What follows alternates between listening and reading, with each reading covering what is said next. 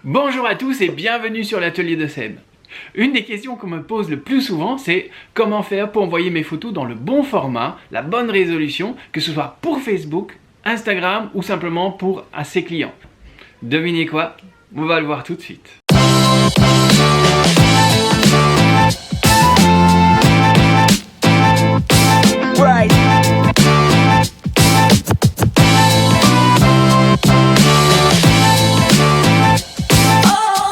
Alors je ne sais pas si vous, ça vous est déjà arrivé, mais en tout cas moi à mes débuts, ça l'est, c'est d'avoir mes photos en fait qui étaient postées sur Facebook et les retrouver ou floues, ou pixelisées, ou avec des couleurs un petit peu bizarres. Et en tant que photographe, ça craint un petit peu.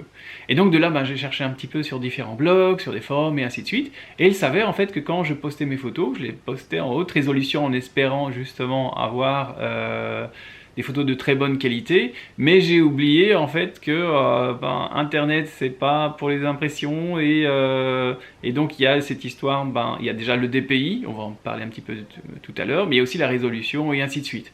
Et donc ce qui se passe, c'est quand vous envoyez des photos en fait qui sont pas prévues pour Facebook, lui transformer pour justement qu'elles soient adaptées à leurs médias. Et donc dans certains cas c'est très bien, mais dans certains cas c'est pas très bien. Alors voyons ensemble un petit peu quels sont les paramètres qui sont demandés pour que ce soit optimisé pour Facebook. Alors il faut savoir que par rapport à tous ces paramètres, moi personnellement j'en utilise que 2 ou 3. Donc j'utilise le 1200 pixels de large pour tout ce qui est photo, quand je poste un article ou des choses comme ça, ou quand je veux mettre en avant des photos ou une séance photo. Alors j'avais aussi utilisé celui qui est presque en 16/9 qui me permet d'agrémenter un lien vers une vidéo Facebook, une page ou des choses comme ça, et éventuellement en fait le bandeau du dessus de ma page. À part ça, le reste, je change pas ma photo de profil tous les jours et des choses comme ça. Mais bon, c'est toujours intéressant de savoir que ça existe, d'accord?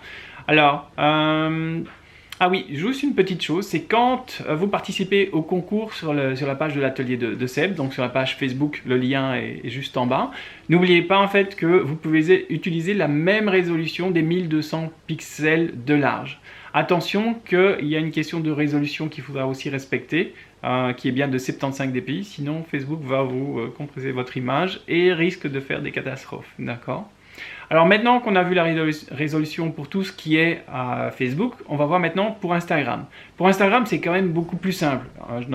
Et c'est encore plus simple si vous utilisez Instagram via votre GSM, parce que là, vous avez directement les outils pour le faire sur place. Mais si vous le faites depuis un PC, vous pouvez aussi alors le réaliser par ici. Alors moi, personnellement, j'utilise un programme comme Lightroom, d'accord? Mais vous pouvez très bien utiliser Photoshop, qui est un peu plus complexe. Vous pouvez utiliser The Gimp ou tout autre programme, en fait, qui vous permet de recadrer votre image. Alors, maintenant, assez de blabla, on va aller voir dans Lightroom comment optimiser vos images pour Facebook. Voilà, donc j'ai lancé Lightroom et là maintenant je suis avec mes 3 photos. Alors ce que nous allons faire maintenant, c'est on va sélectionner les photos qui sont ici, on va les exporter, mais on va faire 3 exports différents. On va faire un export pour les images que j'utilise pour agrémenter mes posts dans Facebook. Le deuxième, ce sera pour faire la photo qui me sert de déclencheur vers des vidéos ou autres. Et si vous voulez, après, on peut faire une photo plutôt type carré pour Instagram. Donc, on va commencer par la première photo. Donc, je vais la sélectionner. De là, j'ai 3 manières de pouvoir exporter ma photo. Soit je peux aller sur Fichier, Exporter. Soit je peux simplement utiliser le raccourci clavier qui est CTRL majuscule E. Ou simplement, ce qui me semble moi le plus simple, c'est je sélectionne ma photo et je clique sur exporter. De là, j'ai une fenêtre qui apparaît. Pour le moment, le volet gauche, on ne s'y attache pas. On va surtout s'occuper du volet droit. Alors, on va commencer par le premier paramètre qui est emplacement d'exportation. Ça veut dire que c'est l'endroit où vous allez déposer vos photos une fois qu'elles seront exportées. Donc, je clique sur sélectionner et là, je choisis le chemin. Alors ici, moi, je vais utiliser un chemin que j'ai déjà utilisé, qui est export Facebook, mais vous utilisez n'importe quel chemin, celui qui vous semble le plus approprié, d'accord? Donc je clique sélectionner et je vois le chemin qui s'indique ici au-dessus. Alors si je le souhaite, je peux demander à Lightroom de créer un dossier. Dans mon cas, c'est pas vraiment nécessaire. D'accord, donc je vais pas le faire, mais vous pourriez le faire de votre côté et lui donner un nom. Donc vous donnez le nom que vous avez envie. d'accord. Ajouter le catalogue et autres, les options qui sont en bas ici, on ne s'en occupe pas pour aujourd'hui, d'accord. Alors vient le moment de donner un nom à notre fichier, donc dénomination de fichier. Il nous demande est-ce qu'on souhaite oui ou non renommer. Moi je vais dire oui parce que j'aime bien renommer mes fichiers. Et de mon côté, j'aime bien choisir nom personnalisé et séquence. Ça veut dire que je vais lui donner un nom avec lequel ce nom va être numéroté, donc de 1 à autant de photos que j'ai, d'accord. J'aurais pu choisir n'importe quelle option, je peux même aller dans modifier et créer mon nom personnalisé si je le souhaite, d'accord. Donc ici dans ce cas-ci, cette photo-ci je vais l'appeler Venise Post par exemple, et le numéro commencera à 1, d'accord. Si j'avais 10 photos, ça ferait le nom de ma photo plus 1, 2, 3, 4, 5 et ainsi de suite, ça va s'incrémenter. D'accord. Si pour une raison quelconque j'aurais voulu continuer, je pourrais changer ce numéro. Imaginons que j'ai 10 photos. D'accord. Je veux que celle-ci soit la 11e. Il suffit de dire 11 et ma photo commencera à 11. D'accord. Donc ça, je vais remettre 1. C'est parfait. Vidéo, on s'en occupe pas parce que c'est des photos, pas des vidéos. Paramètres du fichier. Attention que là maintenant vient le moment important. Le format de mon image est un format JPEG. D'accord, le format JPEG étant un format qui est compatible avec pratiquement 100% des applications disponibles. D'accord. Alors, donc ce sera du JPEG. La qualité, vous pouvez choisir un coefficient entre 85 et 100%. Moi, de mon côté, je préfère 100. Si vous, de votre côté, préférez 85, il n'y a pas de souci. Ça veut dire simplement que votre photo ne va pas forcément perdre beaucoup de qualité. En tout cas, ce sera vraiment très très petit. Enfin, la qualité, la perte en tout cas sera très petite. C'est plus une question que vous allez peut-être gagner un petit peu de place sur votre disque dur. À vous de voir. Mais en soi, vous restez entre 85 et 100 et ça reste parfait. D'accord. L'espace colorimétrique, par contre, là, c'est très important. Donc ici, dans notre cas, on choisit SRVB et je vous conseille d'utiliser SRVB pratiquement tout le temps, sauf le jour où vous sentirez plus à l'aise, que vous aurez du matériel qui est calibré et que vous savez ce que vous faites. Dans le sens où l'espace colorimétrique SRVB est un grand standard qui vous permet d'être presque sûr d'être bon tout le temps, que ce soit pour les impressions et autres, d'accord. C'est fini pour celui-ci, passons à l'autre. Ah oui, par rapport au format d'image, si jamais vous le souhaitez, en fait, si c'est quelque chose qui vous intéresse, je peux à l'occasion créer un petit tuto en fait qui explique un petit peu les différents formats utilisés, que ce soit le JPEG, le PNG, le GIF et ainsi de suite, et qui explique un petit peu quelle est leur utilisation et en quoi c'est intéressant d'utiliser plutôt tel fichier plutôt qu'un autre, d'accord. Donc si c'est quelque chose qui vous intéresse, n'hésitez pas de me laisser un petit message ici en bas de la vidéo, d'accord. Bah déjà ça me fait plaisir, et puis si je vois qu'il y a des personnes qui sont intéressées, ben, je suis encore plus motivé à vous réaliser ce genre de petites vidéos. Alors, passons au suivant, dimension de l'image. Alors ça aussi c'est important. Alors, vous avez différentes options. Moi j'aime bien travailler toujours avec le bord large. Pourquoi? Simplement, et comme ça je suis certain d'avoir toujours une constance en fait dans les images que j'exporte, que ce soit sur les blogs, que ce soit sur Facebook ou tout autre, d'accord. Donc, chose importante, ici moi je choisis 1200 pixels, parce que c'est la dimension que Facebook préconise en fait pour utiliser, en tout cas sur les posts Facebook. Donc bien choisir pixels, d'accord, et pas centimètres. Et alors la résolution bien être en 75. Alors tout simplement parce que tout ce qui est sur internet ou support en tout cas internet, et c'est du 75 dpi. Si c'est pour les impressions, c'est une autre résolution, d'accord. Ici dans notre cas, c'est pour tout ce qui est internet.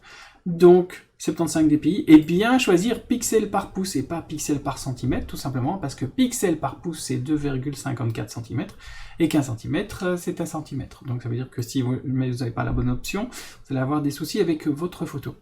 Alors pour ce qui est netteté, moi j'aime bien appliquer une netteté d'écran standard. J'ai pas besoin de plus de netteté dans le sens où mes photos souvent sont correctes et donc j'ai pas besoin d'accentuer quoi que ce soit. Au contraire, si vous accentuez trop, vous risquez d'avoir des soucis en fait par rapport à ça, dans le sens où de faire apparaître des choses que vous n'avez pas forcément envie, surtout si c'est du portrait.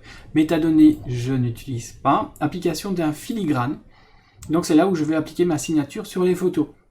De nouveau, si jamais vous le souhaitez, je ferai une petite vidéo en fait qui expliquera comment créer son filigrane, en tout cas sa signature, et comment créer sa signature manuscrite qui apparaît en fait sur vos photos. Ça va? Donc de nouveau, si c'est un thème qui vous intéresse, n'hésitez pas à laisser un petit commentaire, d'accord? Post-traitement, de toute façon, 0, d'accord?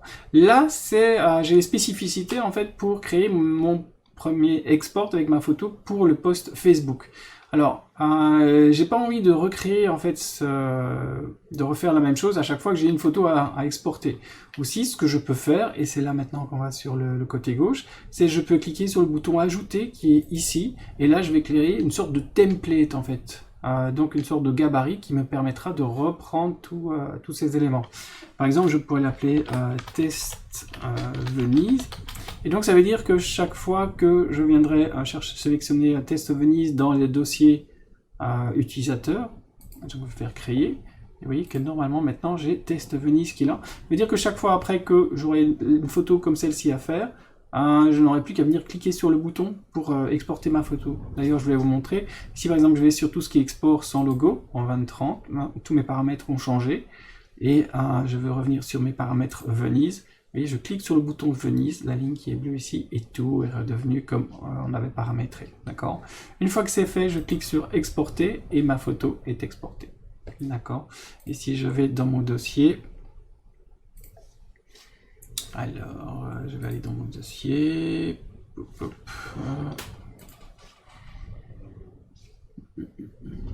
Donc je vais revenir, voilà, ici, export Facebook, voilà. Alors, et j'ai bien ma photo en fait qui s'est exportée. Alors j'avais déjà fait quelques tests avant, donc normalement, voilà, elle est ici. Vous voyez avec le nom que j'avais demandé.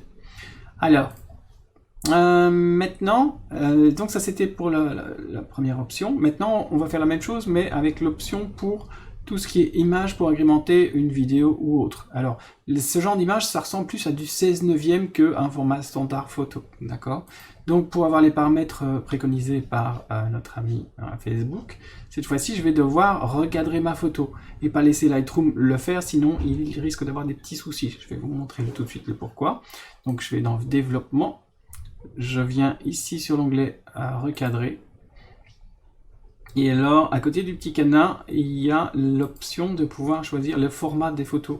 Et là, je vais sur rapport longueur hauteur.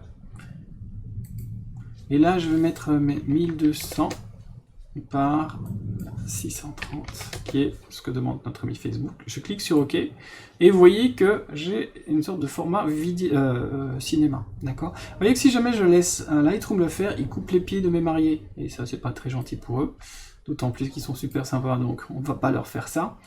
Et ici voilà, j'ai ma photo, j'ai du sol, et je vais peut-être en profiter, j'ai l'impression qu'elle penche un chouïa, voilà. Et là maintenant j'appuie sur Enter et j'ai ma photo qui est recadrée. Ah, j'ai été sur le preset sans faire exprès, voilà. Donc maintenant que j'ai ma photo, je n'ai plus que à l'exporter. De nouveau, je vais sur Bibliothèque, Exporter.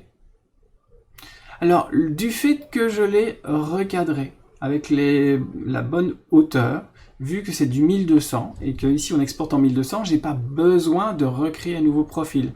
Aussi, je peux garder ce profil ici. On va juste changer le nom de ma photo qui est ici. Donc Venise Post, on va l'appeler Venise Post. On va mettre cinéma comme ça. Et je clique sur exporter. Ma photo est exportée. D'accord.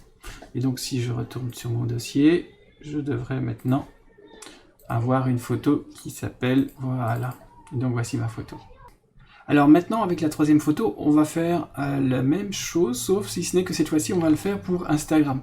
Donc on a besoin d'un format carré. Donc je retourne dans le menu développement, je vais retourner sur mon outil recadrer, et là, dans l'option qui est ici, je peux directement choisir un paramètre prédéfini qui permet de choisir du carré. J'aurais pu venir dans rapport personnalisé, mais c'est plus facile d'aller sur du 1/1 qui est du carré. Et là, je recadre ma photo pour avoir mon carré. Voilà.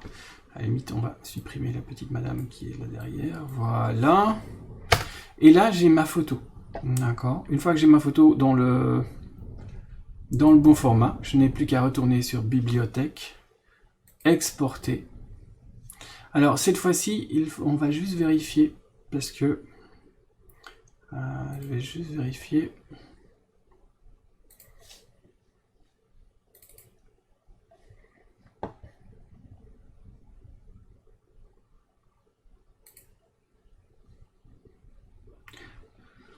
Voilà, donc maintenant, voilà. Pour Instagram, j'ai besoin d'une image qui fait 1080 par 1080.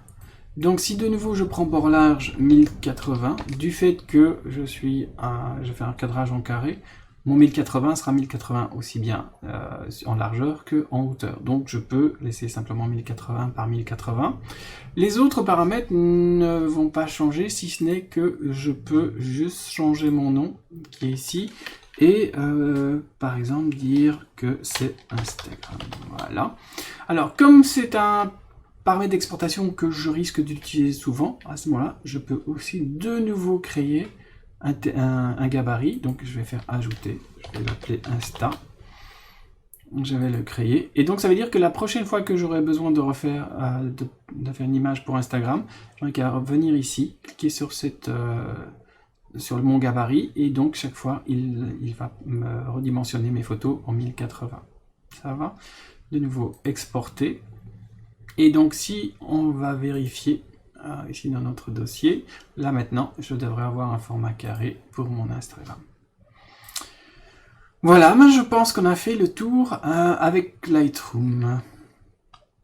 J'espère que vous avez appris quelque chose avec cette vidéo et que ça vous apporte un petit plus. Alors si vous souhaitez m'encourager et me supporter, surtout n'hésitez pas de laisser un ou deux petits commentaires, ça m'a fait vraiment très plaisir.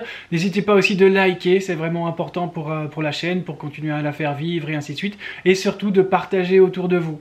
Alors cette chaîne, c'est aussi votre chaîne. Donc ce que je vais vous demander, c'est de me laisser un petit message avec le genre de type de vidéo que vous aimeriez voir apparaître. Donc il y aura de toute façon des tutoriels, je vais certainement un petit peu faire de vlogs et des choses comme ça, ou dès qu'on pourra on ira en extérieur. On va aussi faire des sessions photos avec des couples et des choses comme ça. Donc il va y avoir plein de choses. Alors surtout, je vous dis à bientôt et portez-vous bien. Ciao!